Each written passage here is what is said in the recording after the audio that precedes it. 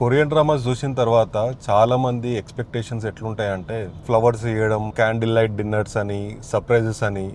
ఇవి రియల్ లైఫ్లో ఎక్స్పెక్ట్ చేస్తే వర్కౌట్ అవ్వదు. నిజంగా మీ హస్బెండ్ నిన్ను లవ్ చేస్తున్నారో లేదో తెలుసుకోవాలనుకుంటే ఒక సీక్రెట్ చెప్తా, వీడియో మొత్తం చూడండి. ఏ real man expresses his love through his work. బయట కష్టపడి వర్క్ చేసి డబ్బులు సంపాదించి ఇంటికి టైంకి గ్రాసరీస్ తెచ్చి ఇంట్లో ఏదైనా చిన్న చిన్న రిపేర్లు ఉంటే ఫిక్స్ చేయడం, బట్టలు ఆరేయడం, యుటెన్సిల్స్ సర్దడం, ఏదైనా సరే ఇంట్లో ఇన్వాల్వ్ అవుతున్నాడా లేదో చూడండి.